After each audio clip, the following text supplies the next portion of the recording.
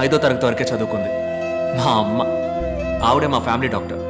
ఆవిడ పెట్టే మిరియాల రసమే మెడిసిన్స్లో కల్లా బెస్ట్ మెడిసిన్.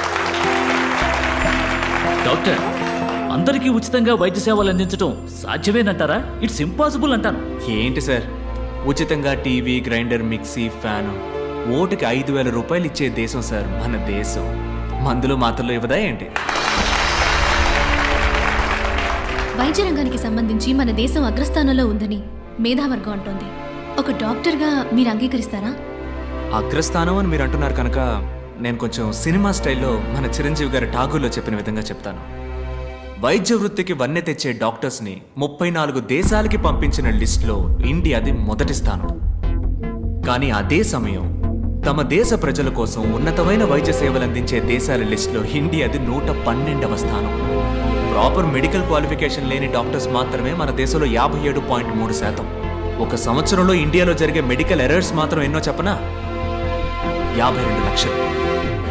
120 కోట్ల మంది జనం ఉన్న ఈ దేశంలో కేవలం 120 మందికే వైద్యం అందుతుంటే అగ్రస్థానం అని ఎలా అనగలం? వైద్య రంగంలో అతిపెద్ద స్కామ్ గా మీరు ఏదనుకుంటున్నారు డాక్టర్? Medical checkup. మీలో ఎంతమంది నార్మల్గా ఉన్నారో చేయొద్దండి. ఒకే ఒక్కసారి మెడికల్ చెకప్కి వెళ్ళారండి, ఒక్కళ్ళు కూడా నార్మల్ అని చెయ్యెత్తరు. నార్మల్గా ఛేదించండి. నార్మల్గా ఉన్న వాళ్ళని పేషెంట్స్గా మార్చడానికి కార్పొరేట్ హాస్పిటల్స్ వాడే టెక్నికే medical checkup. Stop it. I am doctor Ramachandra. డాక్టర్స్నే కాకుండా వైద్య వృత్తిని అవమానించే విధంగా ఉన్నాయి మీ మాటలు. ఓ, డాక్టర్స్ అందరూ దుర్మార్గులే అన్నది మీ ఉద్దేశమా? ఖచ్చితంగా కాదు డాక్టర్. వందలాది మంది మంచి డాక్టర్స్ మధ్య వైద్య వృత్తిని వ్యాపారంగా మాత్రమే చూసే ఓ 10 మంది డాక్టర్స్ ఉండడం సహజం. వాళ్ళందరికీ నా సమాధానం కొంచెం కోపాన్ని తెప్పిస్తుంది. మీ కోపం వచ్చిందా? డాక్టర్, మీరు ఇంతవరకు ఎందుకు పెళ్లి చేసుకోలేదు? నేను నా డ్రీమ్ని ఇంకా ఫుల్ఫిల్ చేసుకోవాలా. అది కాకుండా ఈ 5 రూపాయల డాక్టర్ని ఎవరు పెళ్లి చేసుకుంటారు చెప్పండి? పోనీ ఒకవేళ ఎవరికైనా నచ్చితే తప్పకుండా వాళ్ళని పెళ్లి చేసుకోవడానికి సిద్ధంగా ఉన్నాను. అటువంటి అమ్మాయి మీకు దక్కాలని మేమందరూ వేడుకుంటాం. ఇది ఆఖరి ప్రశ్న. What is your dream doctor? ఉన్నతమైన వైద్యం అందరికీ ఉచితం. అదే నా dream. Thank you doctor, it was a great interview. అద్భుతంగా సమాధానం చెప్పారు. చక్కని సమాధానం, చక్కని ప్రశ్నకి దక్కిన బహుమానం. మళ్ళీ వచ్చే వారం సాధనా సాధకుల కార్యక్రమంలో కలుసుకునేంత వరకు మీ నుంచి సెలవు కోరుకుంటోంది మీ తారా.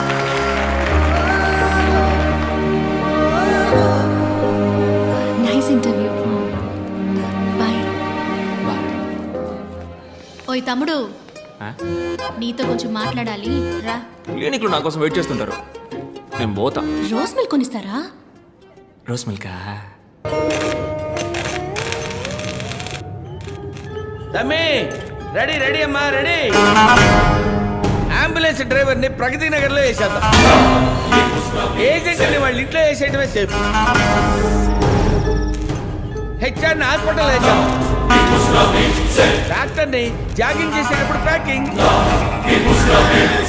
4 గొర్రెల దొడ్డికి వచ్చేస్తాయి. క్యాప్సా, కైమానా లేక సుకామా, నువ్వే డిసైడ్ చేయాలమ్మా. ఇది చాలా కష్టమైన పనే. మనుషులు చంపడం మహా ఈజీ. ఇలా కిడ్నాప్ చేసిన వ్యక్తుల్ని గుట్టుగా దాచి అందరికీ క్యూరియాసిటీని కలిగించి మీడియా వాళ్ళకు కూడా బుర్ర వేడెక్కించి కాస్త మనసు పెట్టి చూస్తే డైరెక్టర్ శంకర్ పిక్చర్ స్టైల్లోనే ఉంది. ఇలా తప్పు చేసిన వాళ్ళందరినీ వెతికి వలేసి పట్టుకోవడం అనేది చంపడమే కానీ స్టైలు. ఈ కిడ్నాప్ ఏంటి కొత్తగా? కిడ్నాప్ అయిన వాళ్ళందరూ హాస్పిటల్కి సంబంధించిన వాళ్ళు మాత్రమే అయి ఉండటం ఏంటిది? నా మటుకు ఈ సస్పెన్స్ మాత్రం తట్టుకోలేదు. ప్లీజ్ ఓపెన్ చేయి.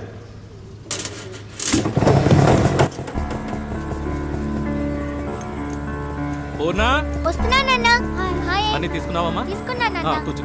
బాయ్ అమ్మా. బాయ్.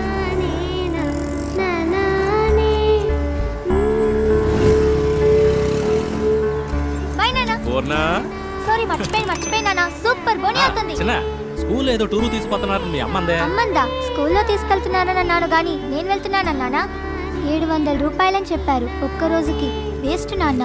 ఇంట్లో ఉండి అమ్మతో టీవీ సీరియల్ చూసినా మేడపైన ఉన్న భాను తమ్ముడితో జాలీగా ఆడుకున్నా టైం పాస్ అవుతుంది నాన్న.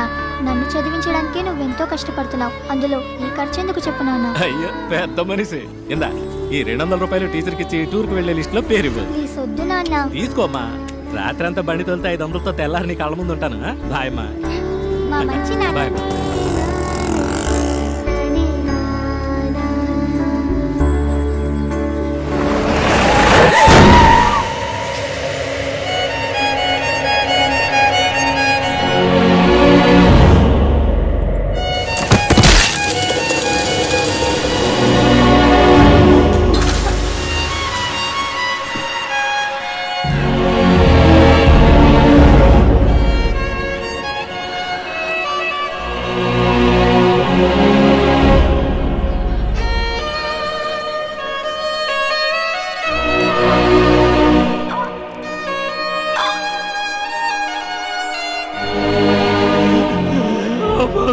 నన్ను చూడరా ఎంత ఖర్చు అయినా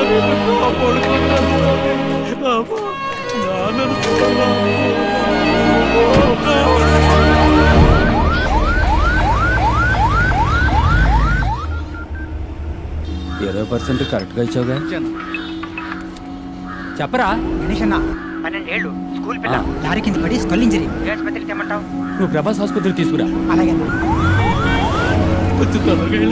పోతా తల ఆడకుండా పట్టుకున్నా. అయ్యో రక్తం కారిపోతా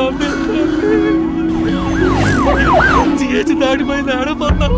ఇది గవర్నమెంట్ హాస్పిటల్. యాక్సిడెంట్ కేసు అన్న. అడ్డదడ్డంగా అడుగుతారు ప్రశ్నలు. అడ్మిషన్ వేయడానికి ఆఫ్ డే తీసుకుంటారు. అలాంటి చోట చేర్చి పిల్లలు చంపుకుంటామా? పక్కనే ఓ ప్రైవేట్ హాస్పిటల్ ఉంది. బిడ్డను చేర్చినంటే ట్రీట్మెంట్ మొదలెడతారు. ఏ సమస్య రాదు. చెప్పనా ఎక్కడున్నారా అన్న? వస్తున్నా అన్న. 2 నిమిషాలు అక్కడ ఉంటా అన్న. వద్దు ఇక్కడ రావద్దు. 10% 15% బేరాలు మాట్లాడుతున్నారు. యూనివర్సల్ 25% పలేటీలు. యూటర్న్ కొట్టు 5 కిలోమీటర్లు 10 నిమిషాలు వచ్చేయచ్చు. 10 నిమిషాల వరకు పార్టీ తట్టుకుంటుందా? తట్టుకుంటది. ప్రాణాలతో తీసుకురా. బాడీగా తెచ్చేవంటే 10 పైసలు కూడా ముట్టదు. అదేం లేదన్నా, వచ్చేస్తాను ఉండు. ఓకే గణేష్, ఇప్పిస్తాను లేవయ్యా. Head injury trauma case. Doctor Purushottam inform చేయండి. Operation theatre stand by. అమ్మా మీరు ఇమీడియట్ గా ఎంట్రన్స్ కు స్ట్రెచర్ పంపించండి. 5 నిమిషాలు అంబులెన్స్ వస్తుంది. ఇంకా వచ్చామన్నా, పక్కకు వచ్చాం. మహేష్ అన్ని బ్రేక్ డౌన్ చేసి ఓ 1 lakh బిల్ రెడీ చేసి ఉంచండి. నేను ఇప్పుడే వస్తాను. Okay sir.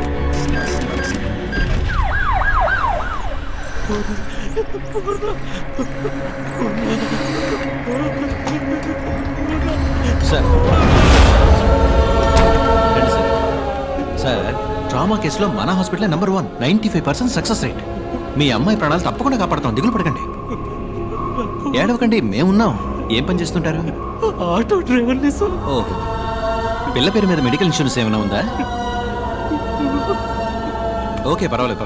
మహేష్ వీరిని తీసుకెళ్ళి అడ్మిషన్ వేయించుకురా. సార్ మీ దగ్గర ఎంత ఉందో దాన్ని ముందు కట్టి మీ అమ్మాయి పేరు ఓ అడ్మిషన్ వేయించుకురండి. నేను వెళ్ళి డాక్టర్తో మాట్లాడాను సార్. ఏం దిగులు పడకుండా వెళ్ళండి, మేమున్నాం. ధైర్యంగా వెళ్ళండి. ఎలా ఉంది డాక్టర్? Too late. 10 నిమిషాల ముందు తీసుకొచ్చుంటే ఎంత కాంప్లికేషన్ అయి ఉండేది కాదు. స్కల్ బ్రేక్ అయింది. సర్జరీ మనం చేయొచ్చు, బట్ యూస్లెస్. ఆపరేషన్ చేద్దామన్నారు కదా డాక్టర్, చేయండి. బేస్ట్ కుమారు, బతకదు. 6 లక్షలు ఖర్చు అవుతుంది. పైగా వెళ్ళినా ఆటో డ్రైవర్ అంటున్నావు. తట్టుకోగలరా? ఉన్నవాళ్లే ఆలోచిస్తారు డాక్టర్. డబ్బులు ఇచ్చి 1000 క్వశ్చన్స్ వేస్తారు మనని. వేరే ఎక్స్పర్ట్ని తీసుకొచ్చి సెకండ్ ఒపీనియన్ అడుగుతారు. ఇంతకన్నా పెద్ద హాస్పిటల్కి వెళ్ళిపోతారు. కానీ ఇటువంటి వాళ్ళు ఏ ప్రశ్న వేయకుండా అందిన చోటల్లో అప్పో సొప్పో చేసి డబ్బులు కట్టేస్తారు. జరగరాని తప్పేదన్నా జరిగిందే అనుకోండి, మూసుకొని బాడీ తీసుకొని వెళ్ళిపోతారు. ఓకే, డబ్బులు కట్టమనా? నేను ఆపరేషన్ థియేటర్లో అడుగు పెడతాను. అంతవరకు ప్రాణం పోకుండా ఆపగలమా? వెంటిలేటర్ పెడితే కొంచెం ఆగుతుంది. పెయిన్ఫుల్ ప్రాసెసే. నువ్వు లేట్ చేయొద్దు. ఆపరేషన్కి త్వరగా డబ్బు కట్టమని చెప్పాలి. సార్ చెప్తాను.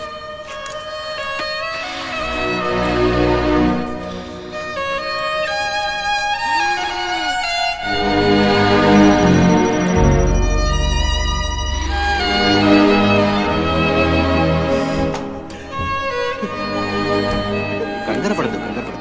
ఓ సర్జరీ చేయాలి. చేస్తే అమ్మాయిని ఖచ్చితంగా కాపాడచ్చని డాక్టర్ చెప్పారు. లేదంటే కష్టం అన్నారు. ఏడవద్దు. ఆపరేషన్కి 6 లక్షల రూపాయలు అవుతుందన్నారు. మీ పరిస్థితి నేను వివరంగా చెప్పాను. మీరు మీ అమ్మాయిని వేరే హాస్పిటల్కి తీసుకెళ్లి చేర్చాలనుకుంటే చేర్చచ్చు. కానీ ఇప్పుడు అది అడ్వైజబుల్ కాదని రిస్క్ అని డాక్టర్ అంటున్నారు. చెప్పండి ఏం చేద్దాం? నా కూతుర్ని ఒకసారి చూడొచ్చా సార్? భలేవారే.